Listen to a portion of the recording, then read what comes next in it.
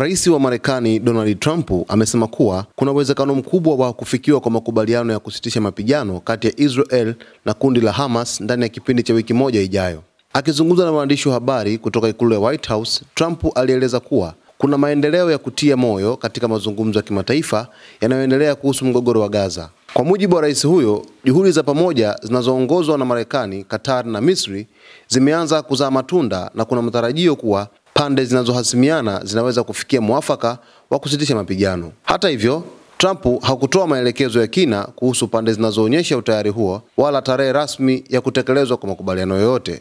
Mgogoro kati ya Israel na Hamas umedumu tangu Oktoba 2023 na umesababisha vifo vya maelfu ya Wapalestina pamoja na uharibifu mkubwa wa miundombinu katika ukanda wa Gaza. Licha ya kusitishwa kwa mapigano kati ya Israel na Iran mapema wiki hii, operesheni za kijeshi katika maeneo ya Palestina bado zinaendelea, hali inayozua maswali kuhusu ufanisi wa makubaliano mapya yanayopendekezwa. Kwa upande mwingine, mashirika ya kimataifa ya misaada yameendelea kutoa wito huo kwa pande zote kuweka kipaumbele kwenye maisha ya raia na kuruhusu usaidizi wa kibinadamu kuingia Gaza bila vikwazo. Hamas haijatoa tamko rasmi kuhusu kauli ya Trump, lakini vyanzo vya ndani vya kundi hilo vimeashiria kuwa bado kuna masharti mazito yanayozingatiwa kabla ya kusitisha mapigano.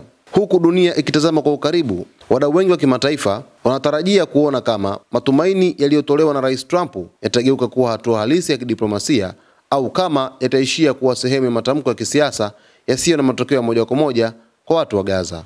Kauli hii ya Rais wa Marekani Donald Trump inakuja baada ya mapigano kuzidi kuendelea katika ukanda wa Gaza, lakini vile vile kauli hii inakuja kufuatia kile ambacho Rais Trump amekifanya kwenye mapigano ambayo ameweza kuyasitisha baina ya Israel na Iran, vita ambavyo vilidumu kwa siku takribani 12. Sasa Trump amegeukia tena upande wa Gaza na kusema kwamba makubaliano yanaweza yakasitishwa kwa wiki moja ijayo kwa hapo baadaye. Mtazamaji, kaa karibu na Zone Media ili uweze kufahamu kwa undani zaidi kuhusiana na taarifa zote ambazo zinatokea huko Mashariki ya Kati. Jina langu naitwa Victor Moshi. Asante kwa kutuchagua sisi kama Zone Media.